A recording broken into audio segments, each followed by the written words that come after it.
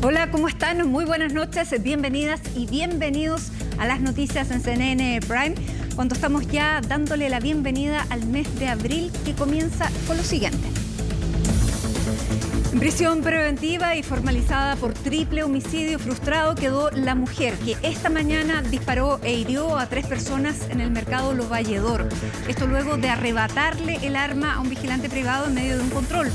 Representantes del lugar y también de La Vega asistieron hoy a La Moneda para una reunión en la que abordaron las medidas de seguridad en ambos recintos.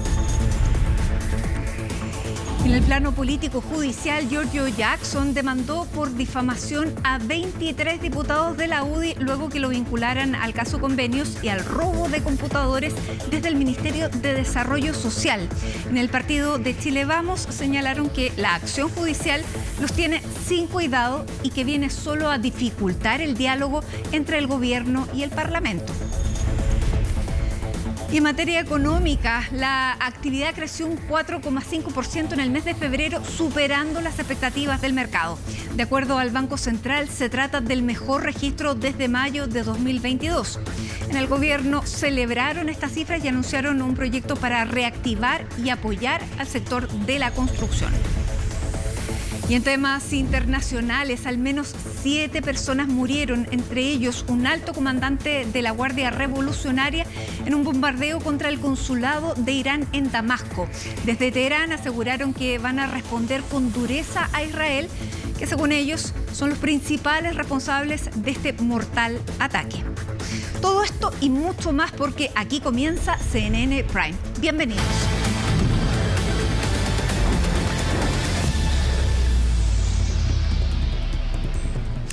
Aludiendo problemas de agenda, los exministros Andrés Chadwick y Rodrigo Delgado se acusaron de asistir a la comisión investigadora por el caso Audios.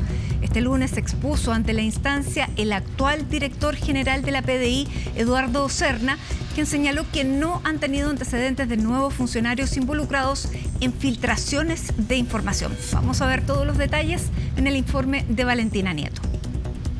Lamentamos que no pueda asistir el señor Chadwick. Yo creo que hay varias situaciones que él puede aclarar. Claro que había puntos que abordar con el exministro de la comisión investigadora del caso Audios. Su estrecha relación con el abogado Luis Hermosilla es motivo de cuestionamientos. Aún así, no fue la única exautoridad del gobierno anterior que se excusó ante la instancia. Y al señor Delgado, él ha manifestado que no va a asistir y podríamos enviarle un cuestionario. 2 invitaciones que no fueron correspondidas, ya que las exautoridades no están obligadas a asistir. Delgado y Chadwick presentaron sus excusas, aludiendo problemas de agenda. Este último dijo, debido a su rol como decano de Derecho en la Universidad San Sebastián. Reiteraremos la invitación y si no, le vamos a enviar un cuestionario y esperamos que pueda dar la cara ante Chile respecto a situaciones extremadamente irregulares. Y queremos decirlo, acá no hay nada político,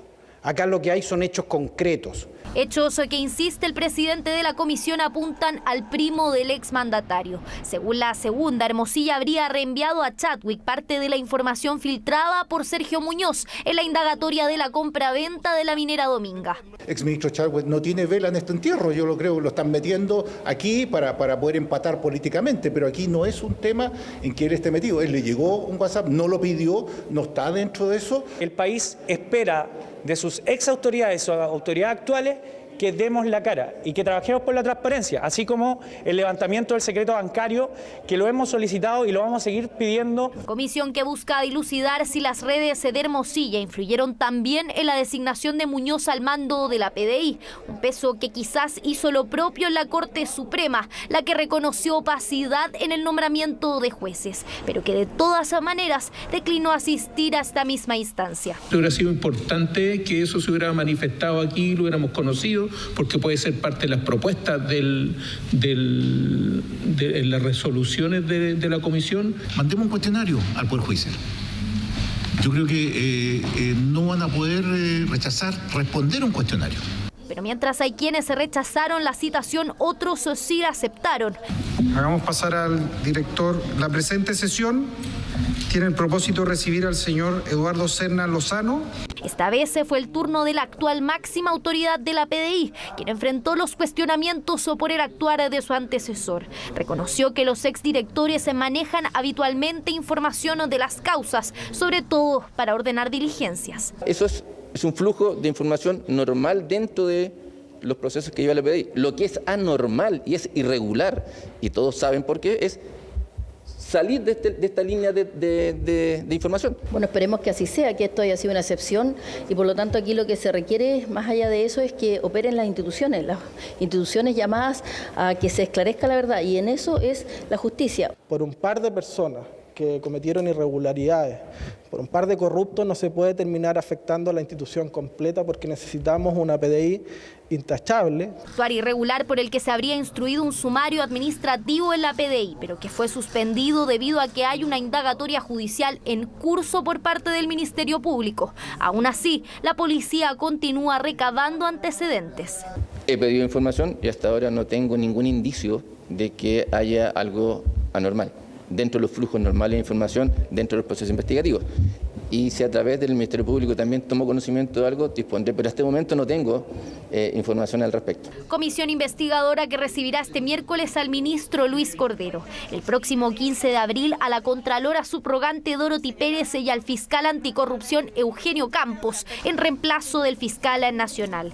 Evaluarán también invitar al exministro Hernán Larraín, todo ante una cuenta regresiva a que finalice su trabajo el 17 de abril. Se los contábamos, el exministro de Desarrollo Social, Giorgio Jackson, anunció una demanda contra 23 diputados de la UDI por difamaciones en el caso Convenios, aumentando ya la tensión entre el oficialismo y la oposición en el Congreso, desde donde nos informa Francisca Cárdenas y tiene todos los detalles. Muy buenas noches, Francisca. Cuéntanos cómo se vivió ese anuncio. Muy buenas noches.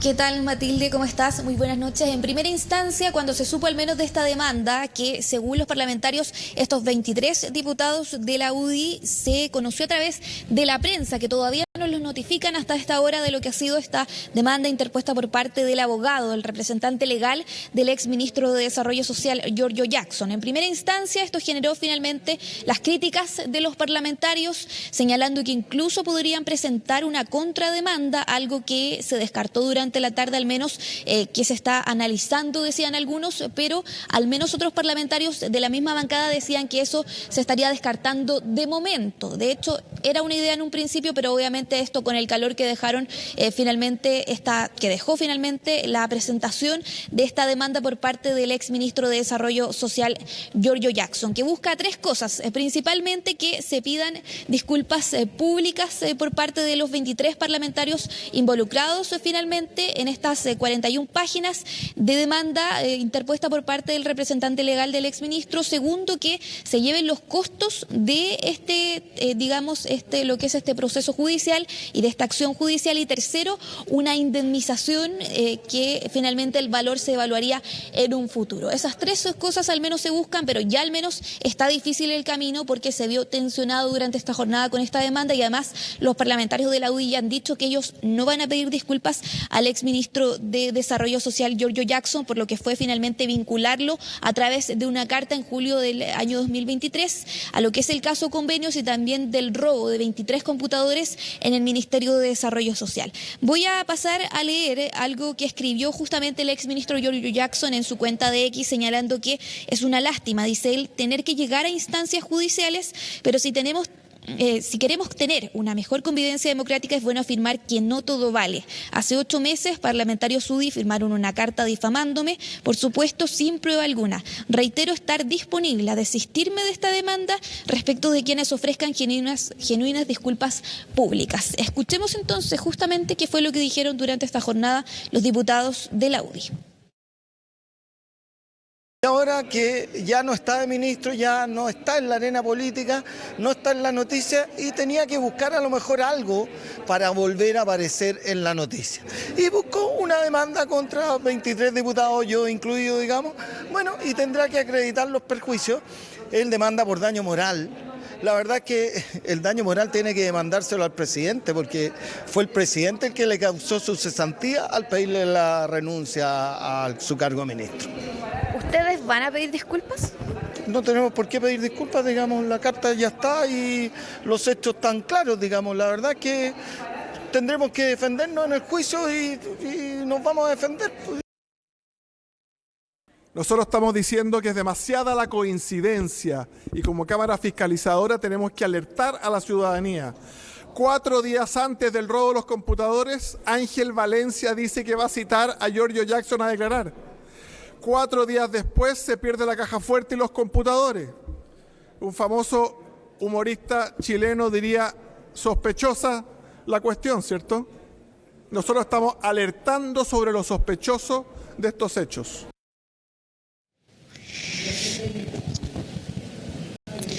Claro, demasiada la coincidencia, decían ahí los parlamentarios. Un relato que eso sí ha ido cambiando, variando al pasar los meses. En su momento se decía que él era finalmente el autor intelectual y de hecho eso aparece incluso en esta demanda de 41 páginas presentada por parte del representante legal del exministro Giorgio Jackson. De hecho, se muestra ahí una imagen, por ejemplo, de publicaciones en el Instagram de los diputados de la UDI, donde señalaban al exministro como el autor intelectual de lo que ha sucedido en torno a lo que es el caso Convenios. Escuchemos entonces también justamente qué han dicho en otros sectores políticos con respecto a lo que ha sido finalmente esta demanda por parte del exministro, que además ya hay declaraciones de los parlamentarios que dicen que ellos no van a pedir disculpas públicas, que es lo que busca finalmente el exministro, pero que ellos ven al menos como una estrategia comunicacional, una señal política por parte del exministro de Desarrollo Social. Escuchemos entonces las otras reacciones durante esta jornada. Esta es una demanda que no tiene sentido. El ministro Jackson quiere volver a la escena pública. Yo creo que está bastante perdido, mal asesorado a mi juicio, porque está demandando una compensación económica. Quien despidió al presidente fue el presidente quien despidió a Jackson, no fue la UDI. Ahora, cuando hay una demanda por daño moral, tendrá que acreditar qué daño moral es, qué perjuicio económico tuvo, dónde trabajaba, dejó de trabajar a consecuencia de esta. El señor Jackson siempre trabajaba en cargos políticos, fue diputado, luego fue ministro y por lo tanto no veo. Bueno, si él quiere entrar en esta, nosotros estamos también estudiando, revisando muchas descalificaciones que él hizo contra la UDI y vamos a estudiar también una contrademanda civil, una demanda reconvencional, porque si está en ese plano, bueno, nosotros lo vamos a defender y también vamos a atacar en su momento. Claro, otra de las cosas que se menciona por parte del abogado de Giorgio Jackson en lo que es esta demanda es finalmente uno de los párrafos justamente de esta carta entregada al presidente Gabriel Boric por los diputados de la UDI en su momento, que generó bastante polémica, que señala que la gran mayoría de los chilenos de forma transversal vinculaba el robo del Ministerio del Desarrollo Social, como una operación política para ocultar justamente toda la información relacionada con el eventual fraude al fisco que se investigaba y que se sigue investigando hasta este momento. Escuchemos entonces justamente cuáles fueron las reacciones de otros sectores políticos. Al menos el diputado del PPD, Jaime Araya, independiente PPD, señaló que esto no le hace bien al menos a las relaciones entre el gobierno y la oposición, sobre todo ahora que se están discutiendo temas políticos muy relevantes acá en el Congreso Nacional. Escuchemos lo que dijeron los otros parlamentarios. Separemos las cosas. El exministro Jackson tiene todas las posibilidades de ir a la justicia para, obviamente, mejorar su imagen o que le pidan disculpas públicas. Pero yo creo que se está equivocando porque en el fondo le abre también un conflicto innecesario al propio gobierno, que por otro lado busca acuerdos con la propia derecha y con la UDI para sacar adelante el pacto fiscal, la reforma previsional, y esto la verdad es que entorpece esas conversaciones. Yo no niego que él tenga la posibilidad de hacerlo porque está en su derecho, pero creo que es poco oportuno en estos momentos. Ahora, esto genera un problema político y eso él no puede sustraerse, siendo una de las personas fundamentales en Frente Amplio, de que esto va a complejizar más el clima de diálogo que uno está tratando de establecer con la oposición en un momento complejo para el gobierno, donde necesitamos muy buena voluntad. Yo creo que en esto quizás el momento que él ha elegido para reivindicar su nombre personal, para ejercer la acción judicial, pareciera que no es el más adecuado, y lo que va a generar, me parece, es un problema de entendimiento con la UDI, porque aparentemente la acción judicial está dirigida contra la bancada completa, o sea, francamente no va a haber con quién conversar en esa bancada, y además meter a todos los parlamentarios en eso me parece que también es poco un despropósito, me parece más bien una maniobra comunicacional. Claro, algo y finalmente una acción judicial que entorpece, decían algunos parlamentarios, las discusiones y conversaciones entre lo Ejecutivo y la oposición sobre distintos proyectos, por ejemplo la ley corta de ISAPRES, lo que es también la presidencia de la Cámara de Diputados y varios proyectos también económicos. Así que nos quedamos atentos a eso, a las reacciones, y si es que eventualmente los parlamentarios de la UDI presentarán una contrademanda en contra del exministro Giorgio Jackson. Bien, muchísimas gracias, Francisca. El clima político entonces sigue tenso, no hay visos de superar entonces algunos ahí problemas. Muchísimas gracias. Vamos a ver si esto en definitiva va a tener consecuencias en las discusiones que se vienen durante los próximos días. Muchas gracias y buenas noches. Buenas noches. Y vamos al tema electoral, porque el gobierno va a ingresar un proyecto de ley finalmente para que las futuras elecciones de alcaldes, concejales, gobernadores y cores sean en 2 días en el mes de octubre. Una propuesta que ha sido duramente recibida por la UDI y republicanos. Tomamos contacto a esta hora con el presidente del CERVEL, el señor Andrés Tagle. Muchísimas gracias por este contacto. Muy buenas noches. Hola, buenas noches, Matilde, aquí a tu disposición. Señor Tagle, ¿le han llamado la atención los argumentos que han emitido integrantes de republicanos, de la UDI? La misma carta presidencial de la UDI, Evelyn Matei, ha dicho que no le cabe duda que aquí puede haber un fraude. Han dicho que se pueden robar las urnas, que hay intereses en que esto, digamos, tenga un término distinto a como hemos conocido hasta ahora las elecciones. Bueno, mira, yo hablé con el presidente de la UDI, Javier Macaya, y me dijo que ellos estaban abiertos a revisar los fundamentos técnicos, y eso acabamos de subir a la página web un documento al respecto bastante completo que fundamenta las razones de lo que hemos solicitado al gobierno. Ahora, respecto de las declaraciones de Evelyn Matei de un fraude o de Arturo Esquella, de que se iban a desaparecer las urnas, eso obviamente no lo compartimos. Las urnas con los votos y la caja de materiales, que también tiene, aparte de acta, votos no ocupados, digamos, se van a guardar en una sala que se va a cerrar con llave y se le van a poner sellos. También se le van a poner sellos por la propia mesa a la urna y a la caja de materiales. Y esos sellos dejan unos rastros enormes y son violados. Y no, obviamente, quienes los violen no tienen el sustituto para colocarlo. Y bueno, y atentar contra esa sala custodiada por Fuerzas Armadas, obviamente podría pasar, pero sería sobrepasar a las Fuerzas Armadas y quedaría evidencia de ese fraude. Es lo mismo que una horda ataque una mesa de votación en un solo día, ¿ya? O sí, que haya disturbio o cosas por el estilo. Ahora Arturo Esquella dijo que pequeños fraudes o fraudes ha habido siempre. Lo dijo ayer en una entrevista en Canal 13. En alguna oportunidad el Tricel ha tenido que decidir y finalmente, digamos, sentenciar un caso de fraude electoral. El Tricel y normalmente los TER, porque en las elecciones regionales entran los TER también, los tribunales electorales regionales, sí, se han anulado elecciones básicamente de alcalde en forma total en alguna comuna, o fue en Talcahuano hace muchos años, o en forma parcial. Lo último fue la última vez, se anuló unas 50 mesas de San Ramón y se hizo repetir. ¿Ya? Por lo tanto, y obviamente cuando se repitió ganó un candidato diferente. La repetición tenía que usarle. En el caso de San Ramón, que fue en 2 días, no era un problema de la custodia de las urnas, fue un problema de que se nombraron vocales de mesa que no votaban en el local, lo que era ilegal. Y además hubo un problema de una persona o personas que asistían a muchos electores en una misma mesa, por lo que también era una irregularidad. Por eso que el tribunal la hizo repetir. Ahora, eso mismo da garantía de cuando hay evidencia, el tribunal obviamente no considera esas mesas y hace repetir la elección y fíjate bien, en la medida que afecta el resultado, porque si la mesa no afecta el resultado sería una pérdida de tiempo para todo el mundo repetirla.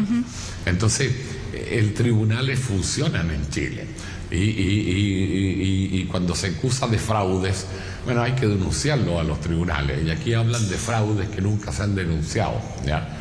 Entonces, eso no es cierto. Yo creo que si alguien viola una urna que está custodiada por las Fuerzas Armadas, lo vamos a saber, ¿ya? Lo vamos a conocer, ya nos vamos a dar cuenta de eso, y obviamente el tribunal procederá como corresponde, digamos, a anular la mesa y a repetirla en la medida que sea necesario, porque afecta al resultado.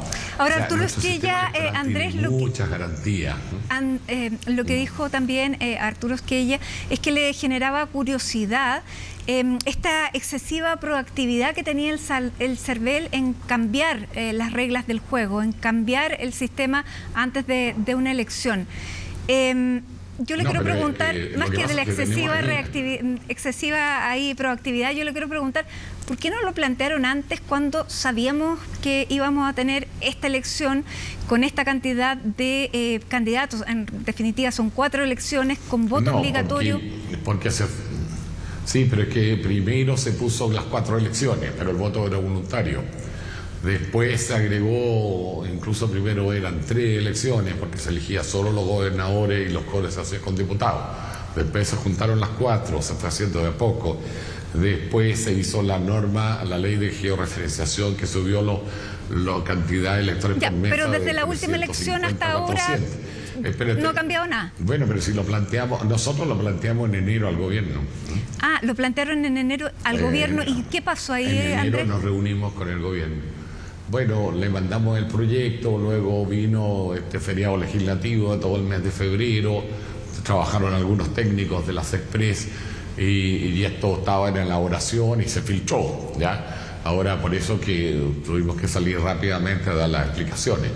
Pero acabamos de subir un documento hoy día en la página web que tiene todas las razones técnicas, donde se analizan además todas las demás posibilidades. Nosotros revisamos las otras posibilidades. Ya, por ahora, lo tanto, ya, pero es que quiero ir lo importante es el elector. Sí, sin duda, pero antes de eso... La causa que importa es el elector. Ya. Y aquí los partidos políticos tienen que preocuparse de los 13 millones de electores, y no pueden hacer un día en que el tipo esté 5 horas en una cola esperando. Por cierto, es vamos a ir a eso, Andrés, pero le quiero, entonces, para dilucidar cualquier duda sobre el CERVEL. El CERVEL sí advirtió de esto a las Express en enero. O sea, el ministro Elizalde sabía en enero.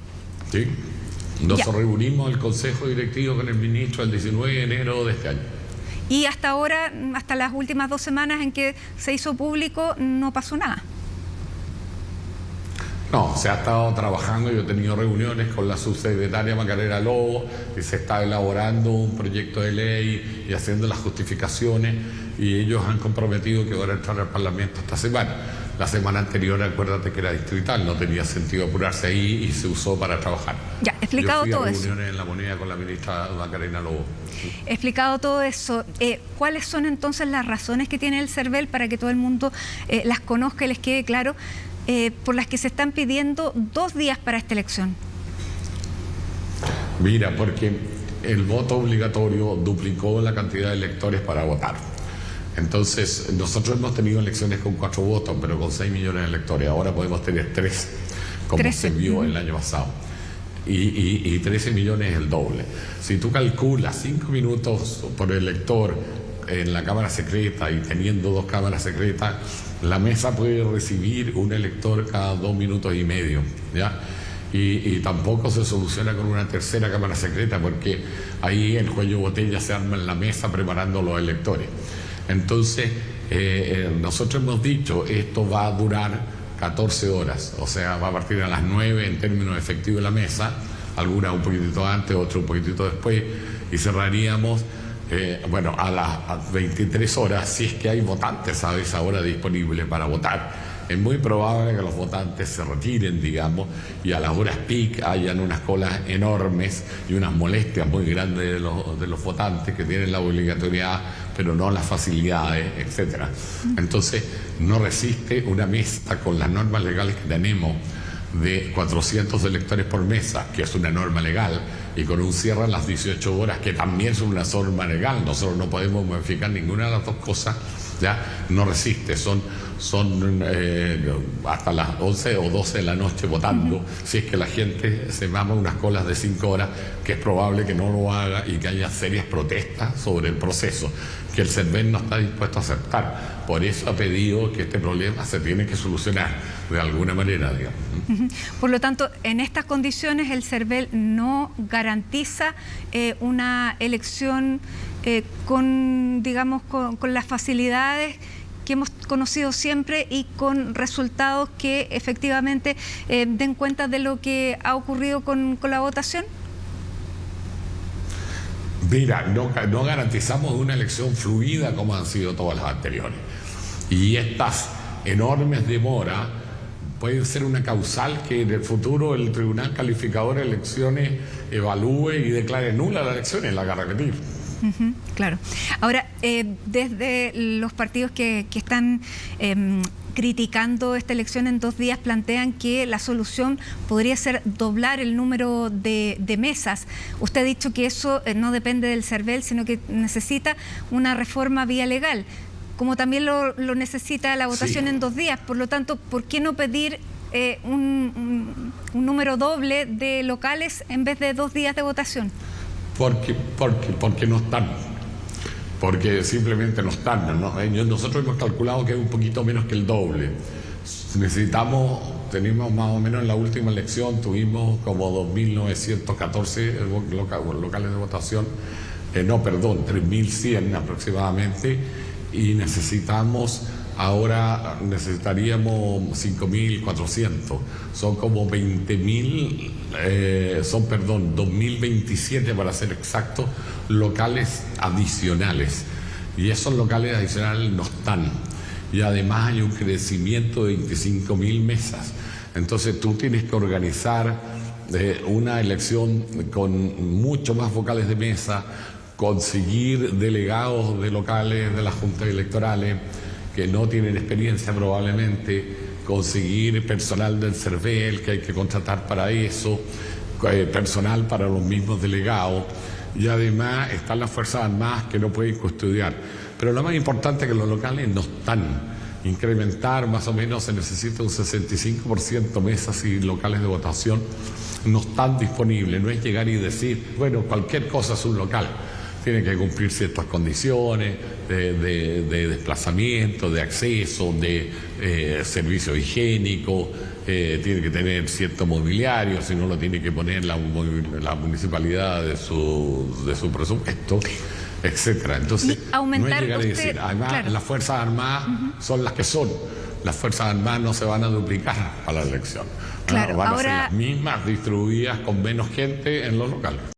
Ahora, Andrés, usted decía que afecta la seguridad de la elección. Claro, usted decía que tampoco se podían aumentar las cámaras secretas, porque otra alternativa pudiera ser que una mesa, en vez de tener 2 cámaras secretas, tuviera 4, pero ahí ¿es posible tener más vocales? Mira, es que todo esto serían cambios legales, digamos, ¿ya? La experiencia de nosotros que está en la Ley 5 y funcionamos en promedio con 4 vocales. Pero una mesa con 4 cámaras secretas o con 3 cámaras secretas pierde el control. Y no solo la cámara secreta es el cuello botella, en ese caso pasa a ser el cuello botella los electores que tú ni tienes que preparar para que cuando se ocupe la cámara secreta esté listo para entrar. Y eso es identificarlo, hacerlo firmar el libro del padrón, ubicarlo en el padrón, hacerlo firmar y llenar los números de las colillas de los votos que se le van a entregar. Y de ahí recién pasarle los votos, etcétera. Entonces, ahí el cuello de botella es la mesa misma. Entonces, es una normalidad. Y además, la mesa pierde el control. Tiene 3 electores votando, 3 electores esperando, 3 electores que vienen a entregarle de vuelta los votos. Es una pérdida del control de lo que está pasando en las cámaras secretas, etcétera. No ahora, tiene ojo para tanto. Sin duda. Ahora, y no es eficiente, te digo, por la mesa. Ustedes han hecho simulaciones en que ¿cuánto demora un votante promedio? Nosotros entendemos que, mira, en voto sencillo como fue los del año pasado. El plebiscito es 1 minuto en la Cámara Secreta. Lo mismo estimamos que para alcaldes y gobernadores no son tan sencillos como los plebiscitos, pero va a ser 1 minuto. Y estimamos que para los votos más complejos de concejales y de core, que tienen 100 candidatos algunos, más de 100 incluso, una dimensión de 48 centímetros por 70 aproximadamente, y unas 8 dobleces o 9 dobleces, estimamos que el elector ahí se va a demorar 1 minuto y medio en cada uno de esos votos.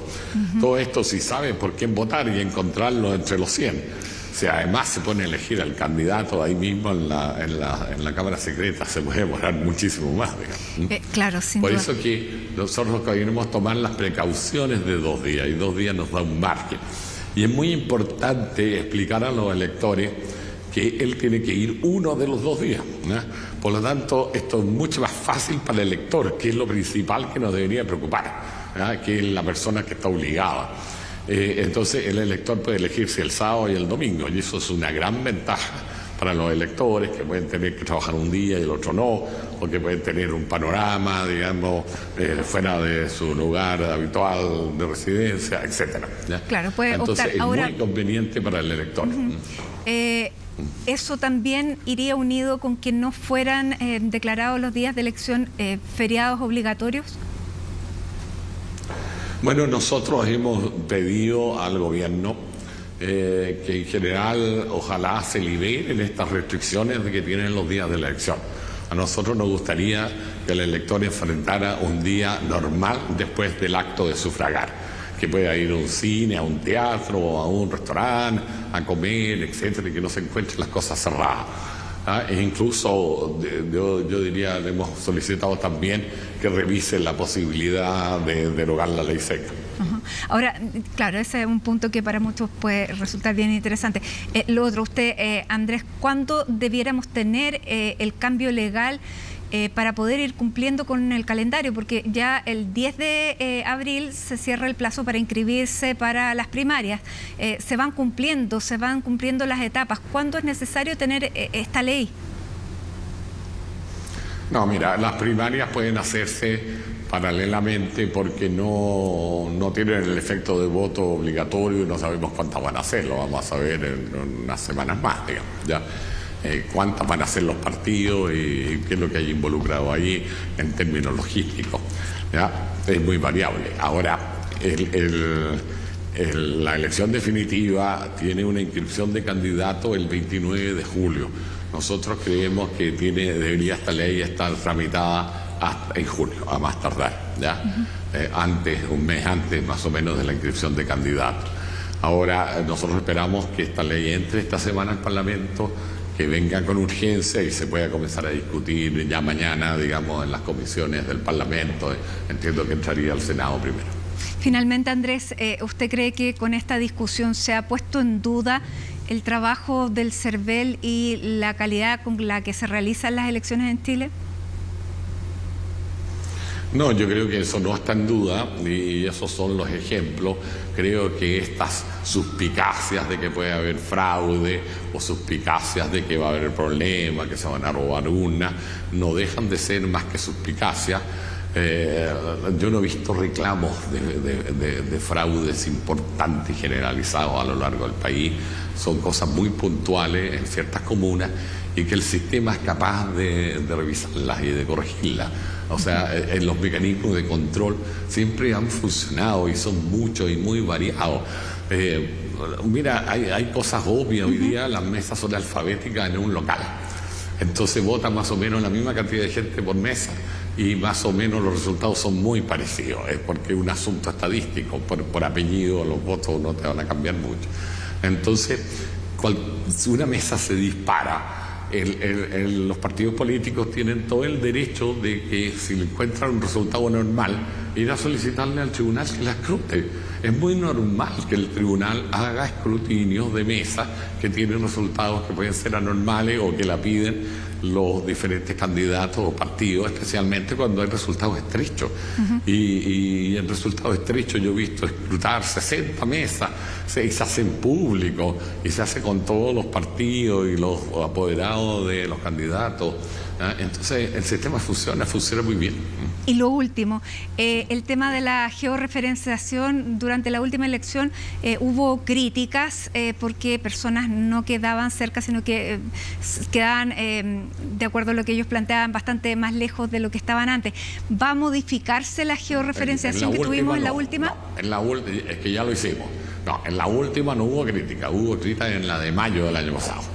Pero nosotros hicimos las correcciones y a nivel de la elección de diciembre prácticamente no hubo crítica.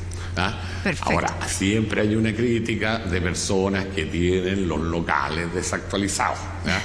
Claro. Y especialmente el que le tocó, o sea, que tiene la señora un hijo que vive en el mismo domicilio supuestamente y que les tocó en locales diferentes, yo le garantizo que tienen las direcciones diferentes. Y además le doy una recomendación al elector que diga que su local le quedó lejos, que piense si está cerca de su antiguo domicilio, y ahí descubrir que su problema es la actualización del domicilio. Todavía estamos a plazo, la actualización de domicilio termina a finales de junio, así que el llamado es a ver los domicilios en el CERVEL. Para verlos se necesita clave única, bueno, para cambiarlos también, y con clave única se puede cambiar en el CERVEL.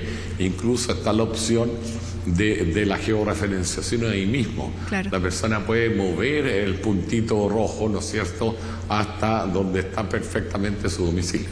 Bueno, pero eso lo vamos a ver ahí ya sobre la fecha. Andrés Tagle, presidente del CERVEL, muchísimas gracias por conversar a esta hora con nosotros y abordar entonces esta polémica. Muy buenas noches. Buenas noches y gracias a ustedes.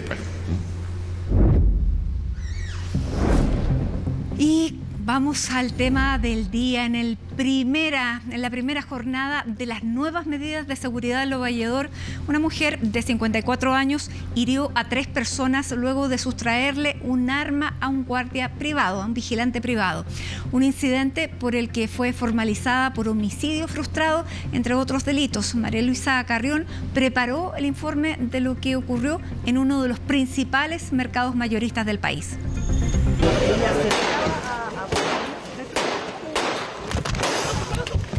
Es tan cruda la imagen que no se puede mostrar, pero al menos sí escuchar los 6 disparos que realizó esta mujer.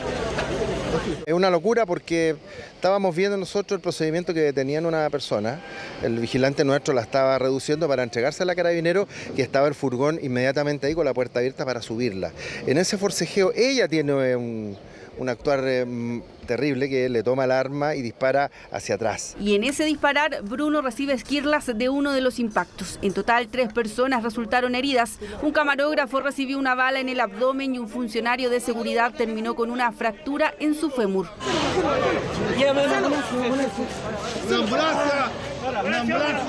Recapitulemos, eran cerca de las 9 de la mañana cuando todo se volvió caos en uno de los ingresos a Lovalledor, que este lunes estrenaba nuevas medidas de seguridad. Una mujer de 54 años quería ingresar al recinto con un carro que desde esta semana están prohibidos.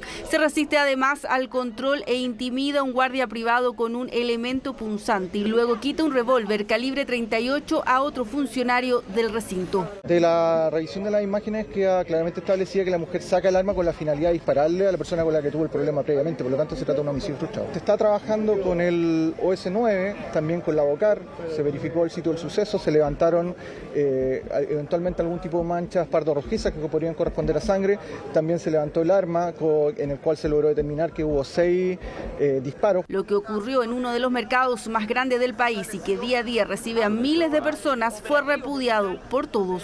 Un hecho terrible, una marcha blanca que al final se transforma en una marcha roja y que deja al descubierto varios problemas que en la implementación. Y acá nosotros lo que necesitamos es una unidad permanente. Nosotros estamos disponibles también para poder conectar nuestras cámaras de seguridad con Senco para que podamos tener capacidad de reacción. Este, por supuesto, era un caso de carácter muy violento, una es absolutamente inaceptable y no le podemos bajar el perfil. La puerta 6. Es que todo ocurrió cuando las cámaras transmitían en vivo y en directo las nuevas medidas de seguridad. Control con detectores de metal, reconocimiento facial, torniquetes, solicitud de identificación y restricción de acceso con carros, por ejemplo, de supermercado. ¿Por qué tendríamos que hacer un mea culpa? Si nosotros partimos todo normal, estaba toda la prensa, estábamos con todo nuestro sistema y la señora salió del ámbito para generar un conflicto. Ella venía predispuesta. Lovalledor no dará pie atrás a sus medidas, al menos por ahora, aunque sí señalan que se hará un análisis entre los locatarios. Hay opiniones disímiles. Me parece que es correcta para darnos un poco de seguridad a los locatarios, a quienes trabajamos aquí a veces hasta 20 horas al día. No estoy de acuerdo con lo que está pasando. O sea, a nosotros nos interesa que la gente entre a comprar y que entre a trabajar. Las medidas que Lovalledor está tomando son demasiado arbitrarias, ya que, como pueden ver la situación que ocurrió hoy, la persona que hirió al guardia fue una persona de nacionalidad chilena. ¿Y qué pasó a control de detención este mismo lunes? Fue formalizada por los delitos de amenaza, robo por sorpresa, porte ilegal de armas y 3 homicidios frustrados. Se decretó prisión preventiva y 100 días de investigación. En ningún caso hay, de acuerdo al video que nosotros y todos pudimos ver, hay alguna intención de esta señora de apuntar directamente contra las personas y afectar la vida. Afortunadamente en este caso existe un video que despeja bastante las dudas y estimamos que el hecho que los impactos hayan llegado por rebote en algunas de las víctimas, porque en otras el impacto fue directo, tampoco es relevante para descartar un dolo homicida. En tanto, hasta La Moneda llegaron los administradores de La Vega y Lovalledor, cita que estaba agendada con anterioridad, pero que sin duda se vio protagonizada por los incidentes en el mercado mayorista. Allí se acordaron una serie de medidas, entre ellas que el recinto de Recoleta también exija documentos de identificación en un futuro próximo. Nos parece que avanzar, como lo ha hecho Lovalledor, en tener control de identidad en la línea correcta, como también lo va a hacer en el futuro La Vega.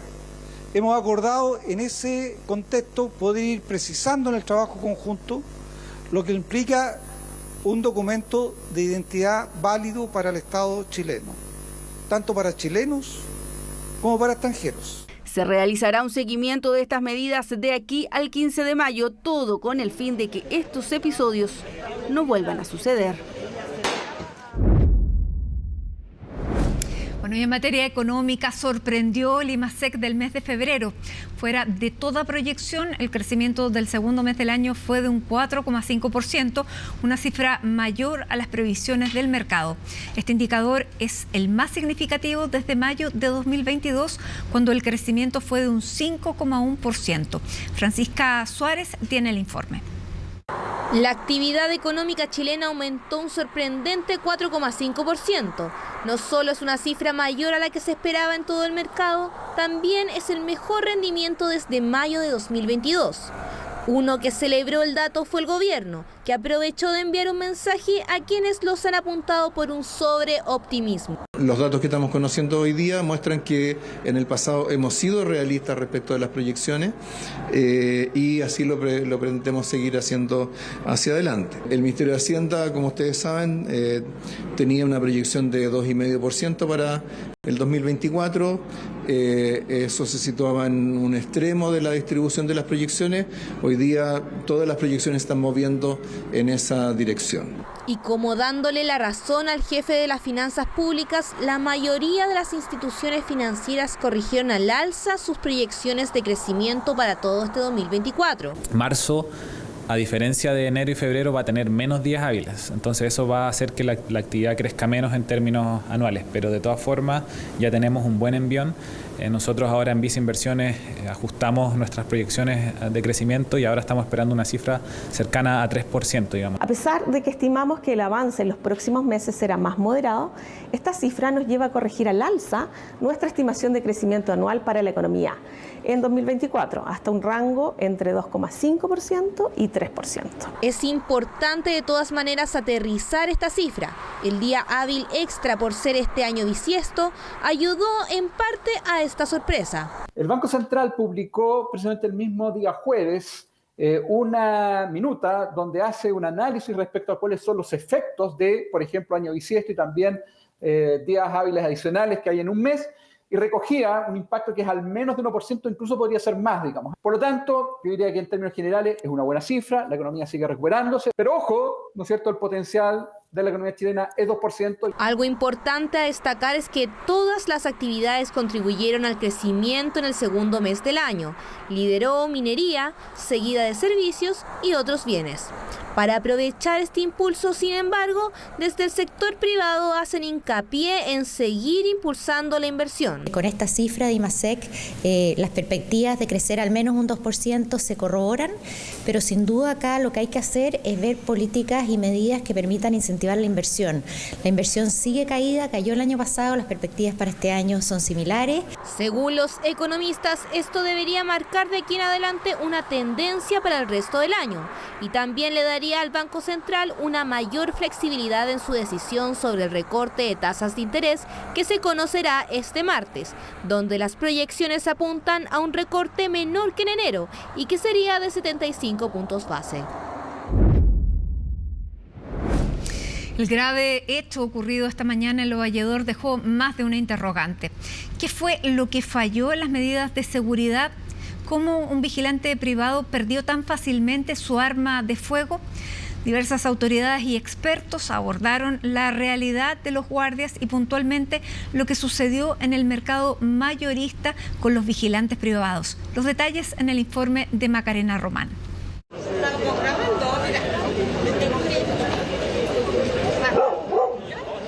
Una breve discusión que fue escalando en su gravedad. Tirándole corta al vigilante privado. Tirándole corta al vigilante privado. Con esa arma blanca, Marina Sea, de 54 años, amenazó a un vigilante privado de Lo Valledor. Su agresión fue detenida por otro guardia de seguridad, el mismo que segundos después terminó herido a bala, al igual que 2 personas más.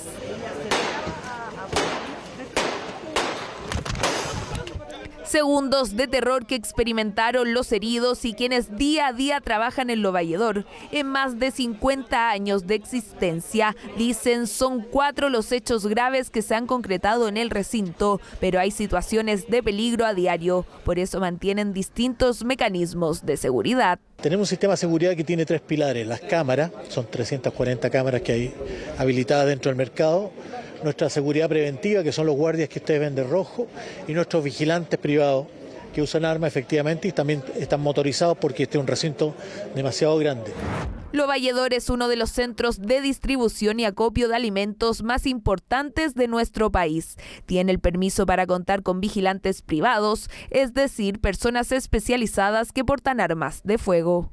Se ve que hay una falla evidente, lo que se tiene que reforzar en términos de protocolos va a estar pudiendo ser revisado por el OS-10 de Carabineros, pero en principio no hay una buena inmovilización de esta persona y también el arma está muy a exposición. Quiero ser bastante prudente, pero a lo menos se ve algo descuidado el procedimiento.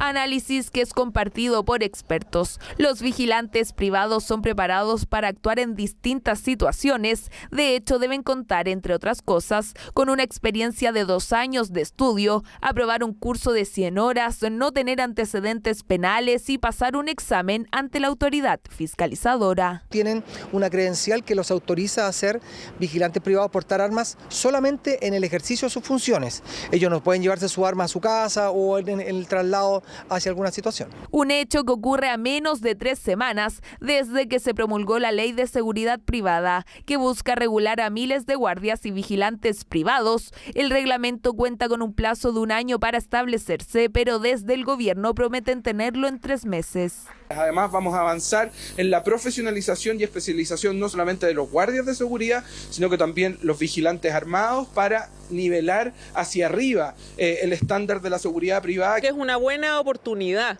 precisamente considerando que el país ha aprobado una ley de seguridad privada donde estos aspectos puedan ser analizados y puedan ser comprendidos con la relevancia que tiene, que quienes usen armas de fuego estén lo suficientemente capacitados para desenvolverse en estas situaciones que son complejas. Situaciones tan complejas que no solo tienen una arista penal, sino que también administrativa. Lo Valledor y las empresas de los trabajadores heridos podrían arriesgar sanciones. Vamos a revisar que tengan protocolo de seguridad, que informen los riesgos asociados a su labor Y en el caso que detectemos que eso no está en norma o no está vigente, nosotros podemos cursar infracciones que pueden llegar hasta las 60 UTM.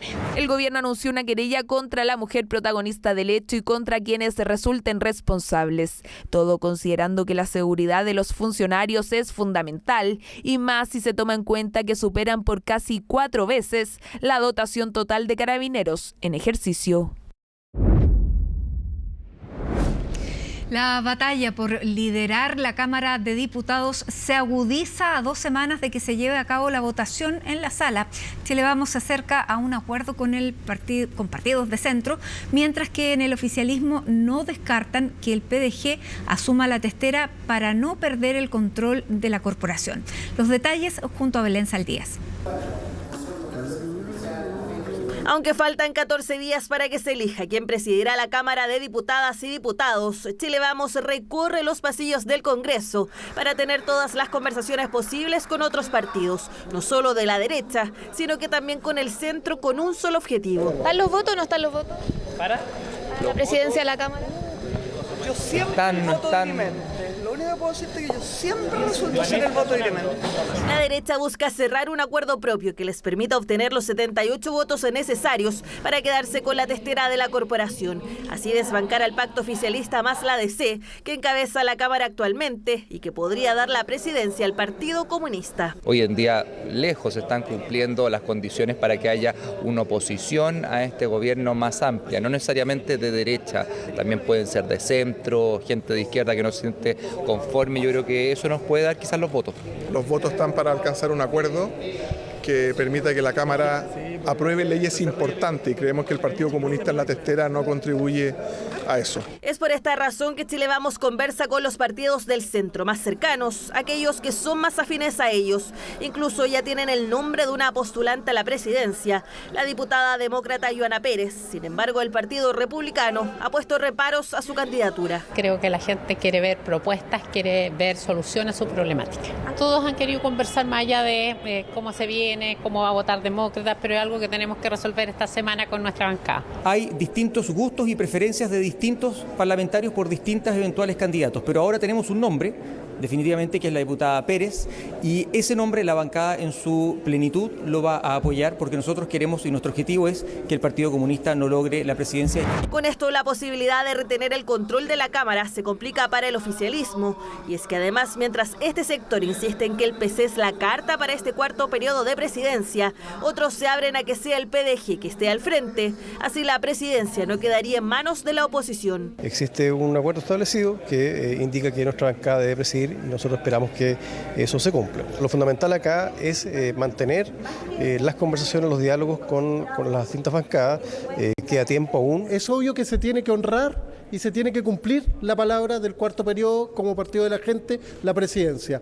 Y esperamos que el gobierno, el oficialismo y sobre todo el CESPRES... El oficialismo está contra el tiempo, sabe que retener la presidencia de la Cámara de Diputados asegura manejar los tiempos de tramitación de reformas importantes para el gobierno. Sin embargo, hay quienes no confían primero en que se cumpla el acuerdo administrativo y segundo, que el PDG sea un socio funcional. Hoy día el gobierno y el propio Partido Comunista tienen que tomar una decisión.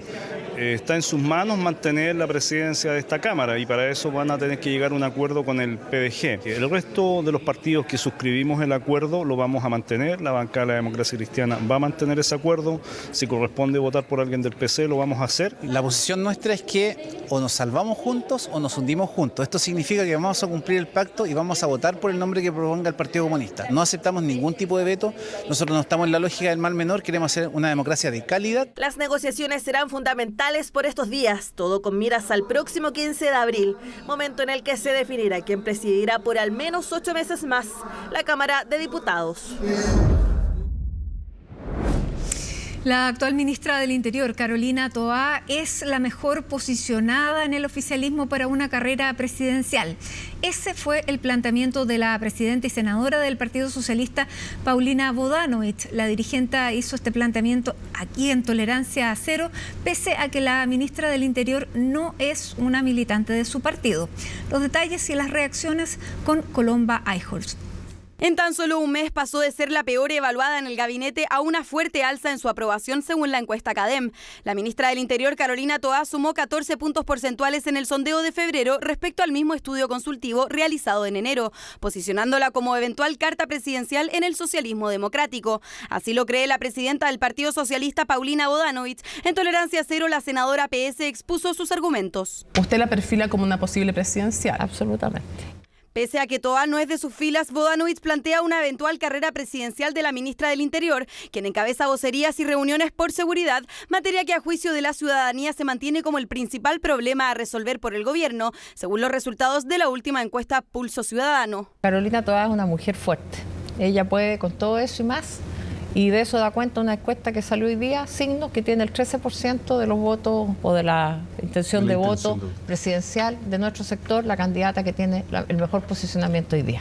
Mejor posicionamiento según la encuesta Signos, sondeo realizado por Smart Analytics en colaboración con El Mostrador. La ministra del Interior obtuvo la mayor cantidad de respuestas positivas en torno a una eventual carrera presidencial en su sector. Sin embargo, su aparición en este tipo de medición aún es prematura, ya que en la encuesta Criteria al mismo mes se posiciona con un 2% en la misma categoría, mientras que en Pulso Ciudadano no tiene mención. Lo que Paulina constata es lo que el país percibe, en el sentido que Carolina Toá tiene un liderazgo nacional que ha hecho un esfuerzo gigantesco en materia de seguridad, entendiendo que los resultados en esa área no se perciben en el corto plazo y todavía hay mucho que hacer. Por lo mismo, nos parece que el desafío presidencial aún está muy lejos. Una tarea que solo en 2023 concentró los esfuerzos de la titular de Interior. El año pasado, según estadísticas del Ministerio Público, los homicidios se incrementaron un 40% en los últimos 6 años. Todos los ministros acá me saben, la propia ministra, de que por lo pronto la tarea fundamental es preocuparse de gobernar, de impulsar agendas que son prioritarias por la ciudadanía y después vendrá la discusión electoral. Discusión que en el sector opositor tiene al menos 2 figuras políticas posicionadas como eventuales presidenciables: José Antonio Kast, el líder del Partido Republicano, y Evelyn Matei, actual alcaldesa de Providencia, quienes podrían tener en políticas del oficialismo a sus eventuales adversarias en una presidencial. Lo que diga un dirigente político, un partido, está en su competencia. Quien mejor podría explicar esto es Paulina Bodanovich. Lo que yo veo, siento de parte de las autoridades que están en el gobierno, es que están en concentración total en las tareas de gobierno que dirige el presidente Boris. Tareas que tanto Toá como Vallejo deberían dejar a fin de año si desean inscribir sus nombres como precandidatas presidenciales. Una disputa que ocurrirá en 2025, donde también podría figurar no solo el nombre de Evelyn Matei, sino también el de Jimena Rincón. Nosotros tenemos, por cierto, una conversación permanente con Evelyn Matei. Nosotros no la vamos a presionar, tampoco vamos a comentar por la prensa respecto a sus propios tiempos, porque son bien personales y vamos a ser respetuosos de esos tiempos personales de la alcaldesa Matei. Alcaldesa que no ha confirmado su candidatura presidencial, pero que al igual que la ministra del Interior no la descartaría, o así lo ha insinuado cuando ha sido consultada. Y en otro plano, la Fiscalía Metropolitana Occidente tomó la investigación del Colegio María Reina Inmaculada de la comuna de Isla de Maipo, luego que se viralizara un video donde un niño es agredido. Vamos a revisar los detalles en el informe de Pablo Figueroa. Por favor, lo único que les digo es que mi hijo está bien, y todo esto está ya en abogados, en proceso, todos los reglamentos que corresponden a la situación.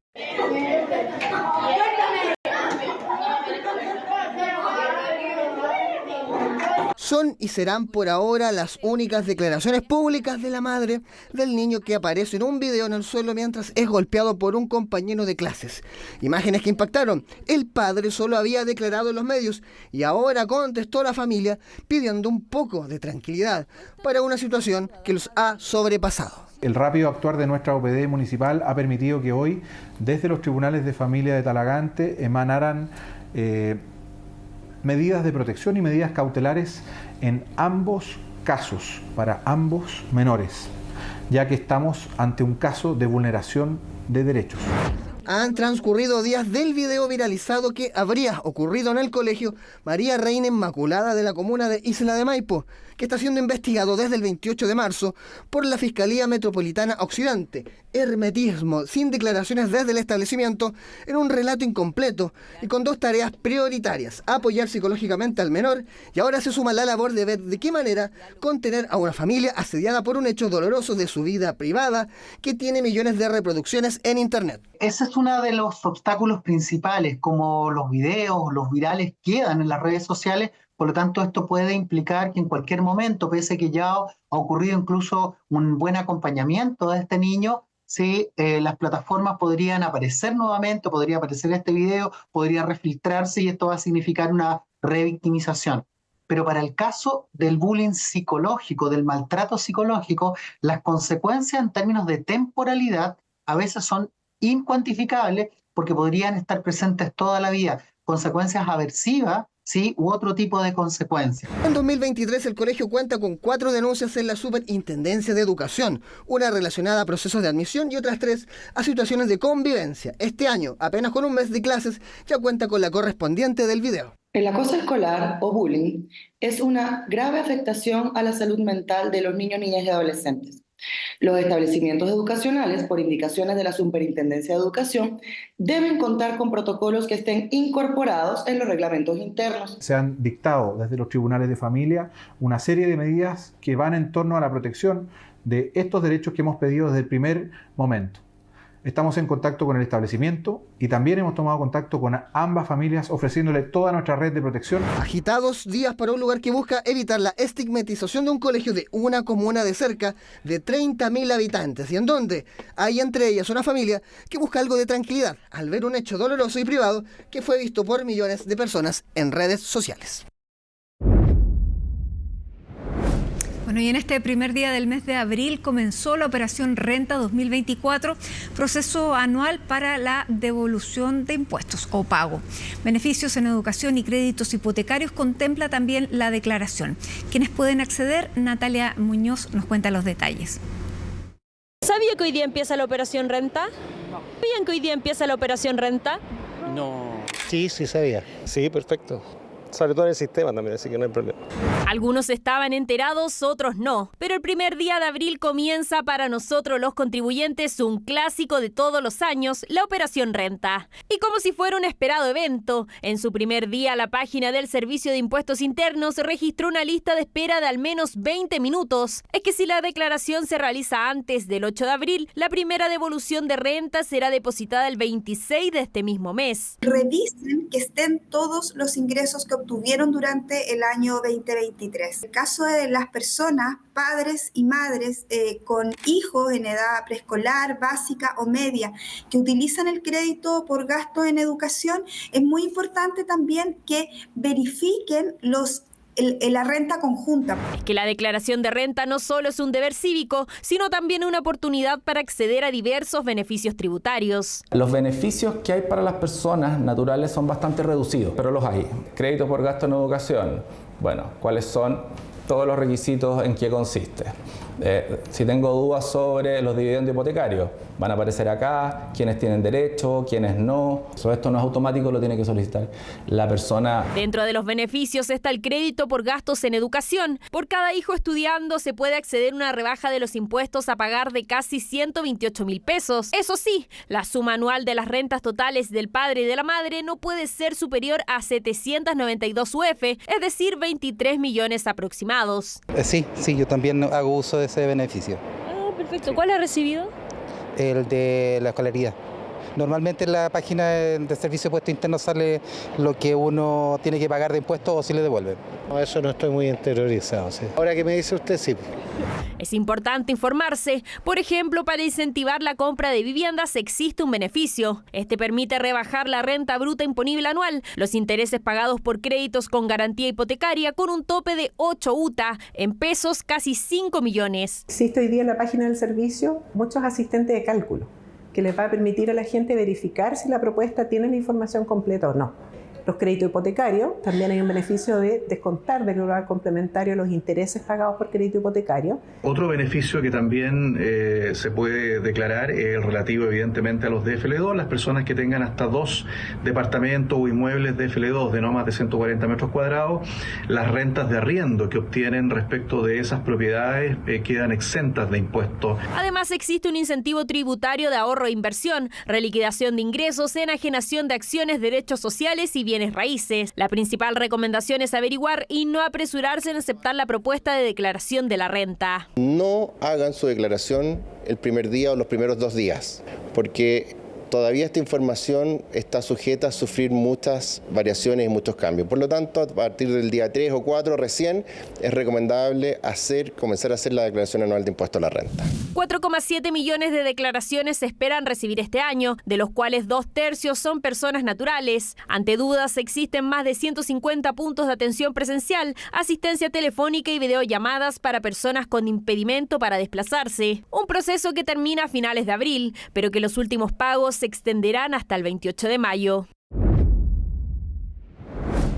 Bueno, y este 1 de abril también comenzó a regir la alerta sanitaria declarada por el Ministerio de Salud frente al inminente aumento de virus respiratorios y prevenir una emergencia durante este invierno. Entre las medidas está el uso de mascarillas y el llamado a la vacunación. Ignacia Sánchez tiene más detalles.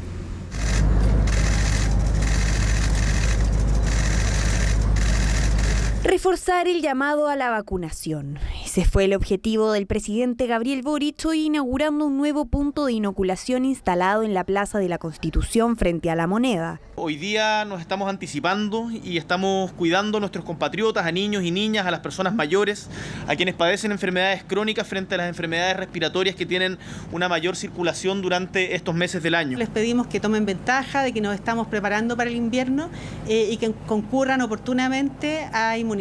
Inmunización que da inicio a la campaña de invierno 2024, dirigida a la población de riesgo para promover el cuidado previo al inicio del invierno y vacunarse contra la influenza y con las dosis de refuerzos contra el COVID-19. Estas vacunas son completamente gratuitas para los grupos definidos y los trabajadores además tienen derecho a un día administrativo para poder vacunarse y pueden revisar los más de 1000 puntos de vacunación en el sitio web mevacuno.cl. La principal es tratar de mantener el distanciamiento social durante los meses de invierno, el lavado de manos, evitar a las personas que están resfriadas y es un periodo en el que vamos a tener que estar más en la casa nomás. Pero por protegerla a ella vale totalmente la pena. Siempre estamos con el tema de la mascarilla, en la casa ventilación. Mayores de 60 años, personal de salud, personas con enfermedades crónicas incluyendo la obesidad, niños, profesores y funcionarios públicos deben vacunarse. Además a esto se suma la inmunización para guaguas contra el virus respiratorio sincicial. Recordar que lo que se les va a administrar es un anticuerpo, es un medicamento inyectable, un anticuerpo monoclonal, no es la vacuna, sino que son las defensas directamente. En el momento que los niños reciban esta inmunización van a quedar protegidos. Campaña que llega de la mano con el inicio de la alerta sanitaria declarada por el MinSal. Una de las medidas que trae consigo es el regreso de la obligatoriedad de usar mascarilla en recintos de salud públicos y privados. En el caso de los servicios de urgencia, nosotros pedimos que se usen las mascarillas para evitar de que la sala de urgencia se transforme en un ambiente amplificador de la transmisión. Tenemos que evitar que haya hospitalizaciones graves y muertes. Deberíamos usarlo en nuestra cartera, en nuestro bolso, en nuestra mochila, en caso de que uno sienta algún síntoma que pudiera ser de tipo respiratorio, también colocarnos la mascarilla. Medida que busca la prevención ante un inminente aumento en la circulación de virus respiratorios. Este año estamos actuando precozmente y la importancia de la alerta sanitaria es, por un lado, permite al sistema de salud pública generar recursos para tomar distintas medidas, para contratación de personal, para instauración de pruebas de laboratorio, para tener elementos de protección personal y adicionalmente permite que la población comience a identificar un riesgo aumentado y permite también que se empiecen a tomar medidas puntuales como, por ejemplo, la indicación de uso de mascarillas. El llamado es a prevenir y ponerse al día con las vacunas de influenza y COVID-19 antes de que comiencen los meses más duros. Ya lo sabe, si está dentro del grupo objetivo, solo acérquese a su vacunatorio, porque si de salud se trata, siempre más vale prevenir que lamentar. Junto a Isabel Guerra revisamos a partir de ahora las noticias internacionales, comenzando con las 5 personas que murieron en Gaza, luego de un bombardeo israelí a personas que estaban entregando ayuda humanitaria. Hay de distintas nacionalidades. Isabel, bienvenida. ¿Cómo estás, Mati? Se habla de al menos 4 extranjeros como víctimas de este ataque reportado durante las horas de esta noche. Esto en el centro de la franja de Gaza, y con la confirmación que entregaban también desde hace algunos minutos atrás la ONG, ¿no? World Central Kitchen, que es justamente sus funcionarios que estaban brindando esta ayuda humanitaria en medio de las advertencias que han planteado aquí diversos organismos internacionales sobre el camino a la hambruna, ¿no?, que está enfrentando el enclave. Y al menos lo que se conoce hasta esta hora es que se habla de 4 extranjeros, pero además de un traductor, pero también conductor palestino que estaba en este vehículo al momento en que se registró este ataque contra este convoy en horas de esta noche, cuando al parecer este vehículo estaba cruzando desde la zona norte de la franja de Gaza hacia el centro, y con las nacionalidades que lo pueden ver ustedes allí en los pasaportes, que han ayudado, ¿no?, a dilucidar justamente, sobre todo los primeros minutos, de a quienes se corresponde. Se trata, al menos hasta ahora, confirmado de extranjeros de Polonia, de Reino Unido y también de Australia. Respecto del 4º extranjero, su nacionalidad al menos por el momento se desconoce, pero muy prontamente podríamos saber esa información. Lo cierto es que al menos hasta ahora, Mati, se había señalado que este grupo había llegado durante esta jornada a la franja de Gaza por medio de un cargamento que había sido destinado desde Chipre, ¿no?, con destino al enclave, recordando además que justamente el envío de ayuda humanitaria por la vía marítima ha sido uno de los últimos focos que han puesto aquí algunas naciones, sin ir más lejos, Estados Unidos. Y respecto de la autoría, aquí ya justamente desde esta ONG han responsabilizado a Israel de este ataque. De hecho, las fuerzas de defensa de esta nación señalaban hace algunos minutos atrás, Mati, a través de un comunicado, que están llevando a cabo una revisión exhaustiva al más alto nivel para poder determinar y comprender las circunstancias de lo que han calificado as un trágico incidente. Lo cierto es que justamente World Central Kitchen también publicaba un comunicado hace algunos minutos atrás donde calificaba esto como una verdadera tragedia. Lo cierto es que también esto es solo un reflejo, ¿no?, de lo que han vivido los 2 millones de habitantes de la franja de Gaza. Casi 33.000 muertos es lo que se cuentan hasta ahora, más de 85.000 los heridos y una cantidad de desplazados que supera los 2 millones y que están en esta ciudad de Rafah, siempre bajo la mira ahí de un posible ataque.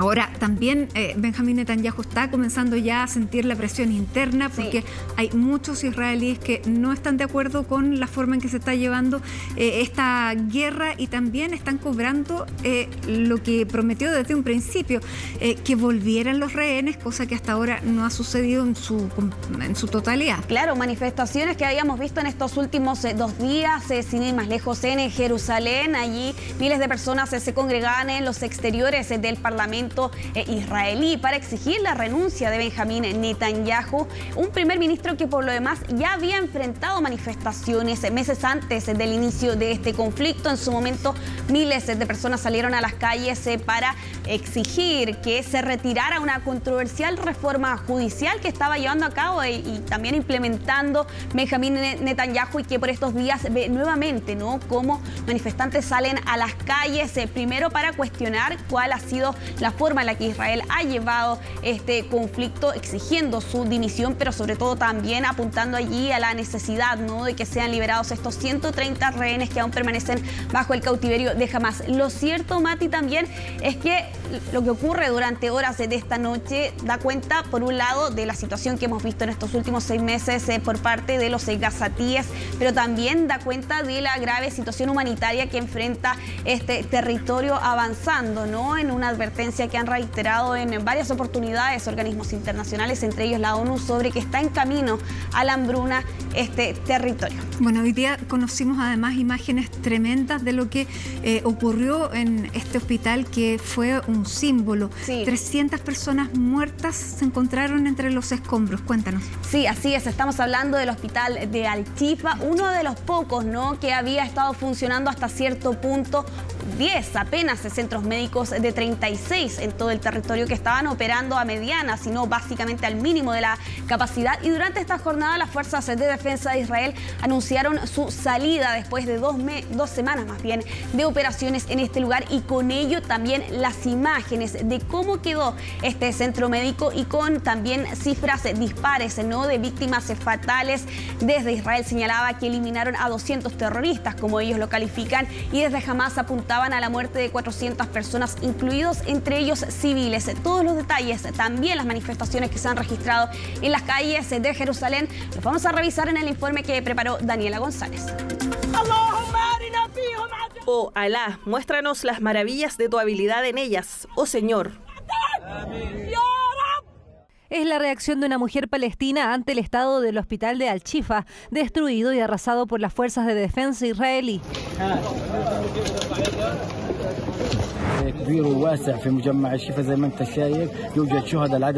La destrucción está por todas partes en el recinto de Shifa. Como puedes ver, hay un gran número de mártires. La evacuación de los enfermos está en curso. Nuestro primer plan es sacar a los enfermos de Al-Shifa, cuyas vidas estuvieron protegidas durante el tiempo de la presencia israelí en el complejo de Al-Shifa. La defensa civil de Gaza cifró en 300 los cadáveres encontrados en el complejo hospitalario. De hecho, todos los terrenos del hospital ahora están cubiertos por una capa de tierra. Creo que la toma terrorista de Al-Shifa y la subsiguiente operación de fuerzas especiales para limpiar el hospital de terroristas será estudiada por las futuras generaciones de estrategas militares como el estándar de oro en guerras urbanas. El primer ministro confirmó, y cito, «Nuestras fuerzas operaron allí de manera ejemplar». Al-Shifa se ha convertido en un importante centro de comando terrorista para Hamás. Los testigos describieron las consecuencias de la redada en el hospital como una película de terror. La mayoría de los edificios quedaron completamente destruidos y las fachadas arrasadas.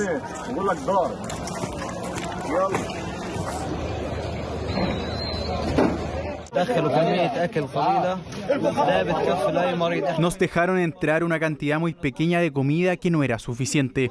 Éramos 150 pacientes y 50 miembros del personal médico. La comida no era suficiente en absoluto. Ningún tratamiento, ningún medicamento, nada. Y bombardeos durante 24 horas que no se detuvo. Y la inmensa destrucción en el hospital. Dormir y no dormir. Y miedo y preocupación. Por otro lado, en Israel crece el descontento por la no liberación de los rehenes en manos de Hamás. Israel enfrenta a las mayores protestas desde que comenzó la guerra, mientras Netanyahu lidia con una presión creciente. Después del 7 de octubre nos dimos cuenta de que Netanyahu y su coalición no tienen intención de asumir la responsabilidad por el peor desastre en la historia de Israel.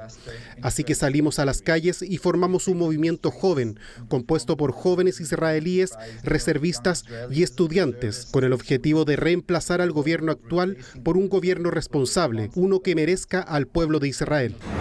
Así fue como miles de personas salieron a las calles de Tel Aviv y Jerusalén exigiendo nuevas elecciones, protestas que se transforman en otro gran desafío para el gobierno de Netanyahu. Así que lo que estoy haciendo aquí es tratar de cambiar el gobierno, porque este gobierno es un completo y absoluto fracaso, y la única manera en que nos llevarán al abismo del que nunca saldremos. Así las cosas, solo crece la tensión en Medio Oriente, destrucción en la Franja de Gaza, miles de muertos y un pueblo israelí cada vez más demandante de resultados. Bueno, un gobierno de Israel que hoy también hubo otro ataque y fue al consulado de Irán en Damasco, en Siria. Sí. Ahora, ¿qué es lo peligroso? Que es territorio iraní, que mató a uno de los altos líderes milicianos, militares más bien, claro, iraní, y que la respuesta pudiera ser muy pronta y venir de manos de Hezbollah. No sabemos de qué manera. Cuéntanos. Sí, y de hecho con el principal apuntado aquí, que es sin duda Israel. Irán ha prometido venganza durante esta tarde tras conocerse este ataque en este consulado ubicado en Damasco y que deja al menos 7 personas fallecidas confirmadas por la Guardia Revolucionaria de Irán, entre ellos un alto comandante de la Guardia Revolucionaria iraní, Mohammad Reza Zahedi, que es una importante figura de las fuerzas Quds, y con la advertencia que escuchábamos durante esta jornada de Irán de llevar a cabo una venganza, sin entrar en detalles sobre a qué se refería Mati, pero lo cierto, y vamos a pasar a revisar una gráfica de los diferentes frentes que hemos visto hasta este momento de parte de Israel en este conflicto. Hoy día se le abrieron muchos, claro. Exactamente, estos son solo algunos, evidentemente la Franja de Gaza es uno, pero también el Líbano lo hemos visto, sobre todo en las primeras semanas de iniciado este conflicto, ese 7 de octubre, contra las milicias de Hezbollah en el sur del Líbano, y también Siria. ¿Qué ocurre aquí en Siria? Aquí lo que hemos visto en estos últimos meses es que se apuntan a responsabilidades de Israel, pero Israel, al igual que hoy día, no se ha referido respecto a estas acusaciones. El último ataque reportado justamente en Siria era durante el fin de semana en Alepo, el viernes pasado. Al menos 42 personas fallecidas en ataques aéreos contra almacenes de armas de Hezbollah más bien. Y claro, aquí hay que tener en cuenta que Irán es otro de esos frentes, Irak, Yemen también con los hutíes rebeldes, lo veíamos hace algunos meses atrás, ¿no? En el Mar Rojo. Y claro, aquí hay que tener en cuenta un factor o un denominador común, y es el eje de la resistencia, ¿no? Que de hecho está presente en Líbano, Siria, en el caso de Siria con el régimen sirio, también con Irán, con el régimen iraní, en el caso de Líbano con Hezbollah, y en la Franja de Gaza con Hamas y la Yihad Islámica Palestina. Esos han sido algunos de los frentes, también los hutíes de Yemen son algunos de ellos, y todo ello aunados con este sentimiento anti-Israel que han expresado en diversas oportunidades. Pero claro, aquí el temor, Mati, es que justamente a raíz de lo que veíamos durante esta jornada con este ataque en la embajada, o más bien el consulado de Irán en Siria, ya se pueda expandir ahora abiertamente a un conflicto regional. Al menos hasta ahora no se está dando muestras de eso, pero claro, es el temor que tienen aquí algunos analistas. Por ser territorio israelí, el consulado. Exactamente. Iraní. Bueno, salgamos del Medio Oriente. Sí. Hay otras informaciones, cuéntanos. Así es, vamos a hablar de Donald Trump, que financieramente en los últimos días, Mati, ha visto cómo los números, las cifras, su cuenta bancaria cae, y en esta ocasión en particular con su red social Truth Social, que recordemos, Trump fue vetado de Twitter en su momento, cuando todavía se llamaba Twitter. Trump prometió hacer una red social, la hizo, y esa es Truth Social. Y sin embargo, durante esta jornada, lo que se ha informado es que esta red social enfrentó pérdidas millonarias el año pasado. De hecho, solo Donald Trump perdió $1.000 millones.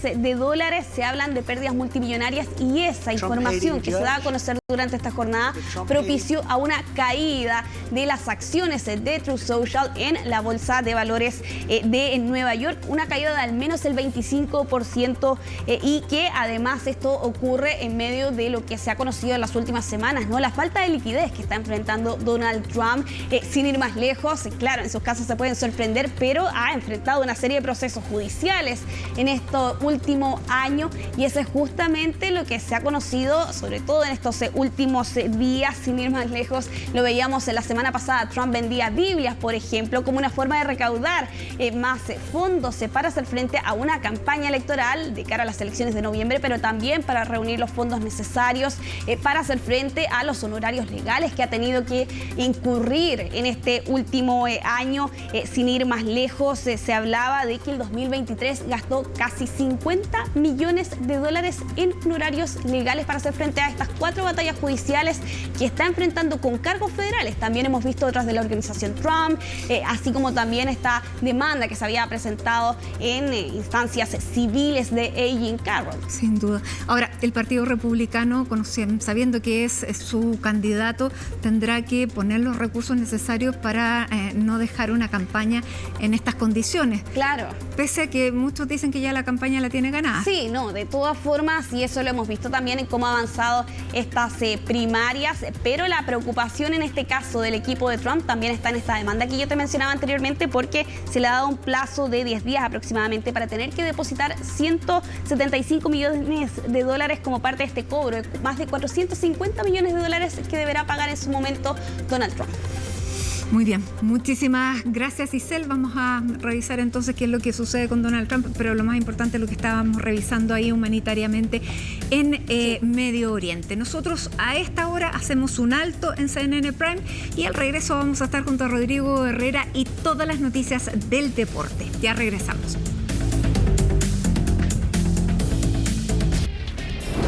Y con muy buenos números la U en su balance financiero del 2024. Decía que Colo-Colo se jugaba prácticamente parte importante de la clasificación. ¿Por qué? Porque en su grupo está Fluminense, que es el actual campeón, se da por descontado que va a ser el primero del grupo. Entonces, el lugar para avanzar, que es el segundo, solo va a pelear con Cerro. Cerro viene de ganar la Nacional de Paraguay, de cambiar entrenador, ahora lo dirige en español, Manolo Jiménez, que dirigió al Sevilla, es un equipo gigante en el Paraguay, y por supuesto la historia reciente nos cuenta que hace un poco más de 10 años Cerro Porteño eliminó a Colo-Colo con un gol de último minuto en el Estadio Monumental. Ahora, con otra experiencia, con Vidal, el día miércoles, Colo-Colo tiene que mejorar para tratar de buscar la victoria ante el elenco guaraní. Fíjense que hay una excelente noticia que nos llena de ilusión, porque este día miércoles también van a estar jugando Estudiantes de La Plata, allá en la usina, en Huachipato, ante el elenco local. Y el equipo argentino inscribió a Javier Altamirano para la Copa Libertadores, con el dorsal número 17. Todo esto después de que el chileno sufriera, recordemos, una trombosis que le provocó un cuadro epiléptico complejo. Está ya sin alta futbolística, pero con alta médica, realizando trabajos de recuperación. No está claro todavía cuándo va a poder volver al fútbol. De hecho, todavía no hay una manifestación clara respecto a si puede continuar con la práctica deportiva. Sin embargo, son buenas señales el hecho de que Estudiantes lo haya inscrito y va a ocupar entonces, cuando esté listo, porque nadie lo va a apurar, el número 17. Ha sido transversal el apoyo de Altamirano, incluso hasta los más acérrimos rivales de Estudiantes, como Gimnasia de La Plata, le enviaron su apoyo a el chileno de 24 años, que no va a estar presente cuando Estudiantes debute ante Huachipato este día miércoles a las 7 de la tarde. El grupo de Estudiantes de La Plata, bueno, tiene a Huachipato, tiene a Gremio y tiene a The Strongest de Bolivia. Buenas noticias entonces para Javier Altamirano, esperamos su pronta recuperación. Fíjese que ya se cumplieron 2 años de la promulgación de la ley que profesionaliza el fútbol femenino. Sin embargo, hay déficit importante, sobre todo en la materia que tiene que ver con las condiciones de trabajo de las futbolistas. De hecho, en el día de hoy se reunió la ANJUB, que es la Asociación de Futbolistas Profesionales, con el Ministerio del Deporte, con Jaime Pizarro, y van a trabajar en conjunto en una mesa que busque profundizar aquello que la ley no ha logrado implementar. De hecho, a partir de esta temporada, ya cambia el mínimo exigible de contratos profesionales. Cada club debe tener en la rama femenina un 75% de jugadoras con contrato, que es algo que también preocupa a las dirigentes. Hay buena voluntad para avanzar en esto y tras la reunión así avanzaron respecto a lo que va a ser esta mesa de trabajo.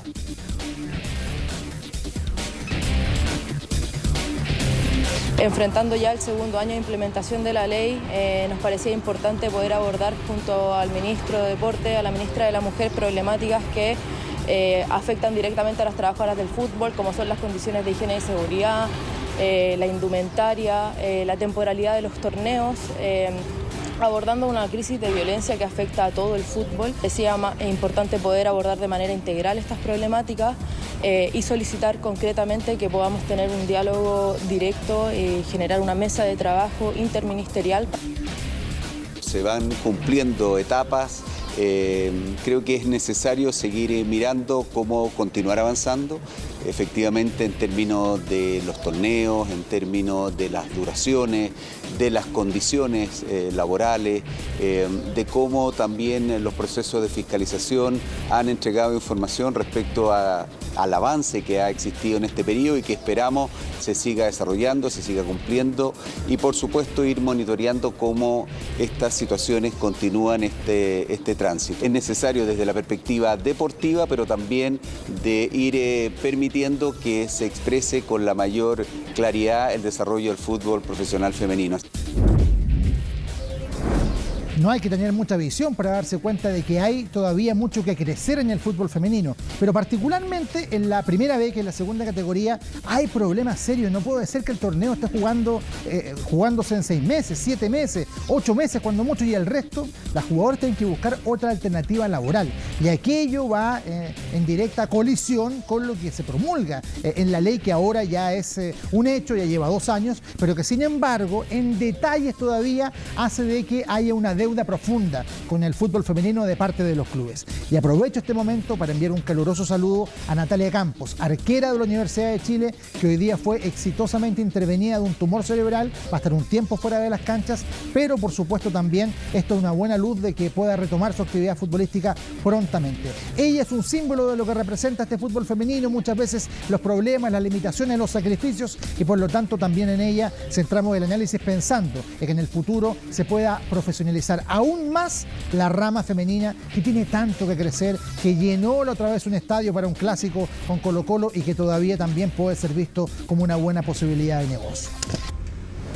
Sigue, por cierto, sobre los escenarios. Nosotros llegamos al final de CNN Prime. Muchísimas gracias por acompañarnos. Sigan en nuestra sintonía porque ya llega Aquí se debate y luego llega Fernando Paulsen con Última Mirada.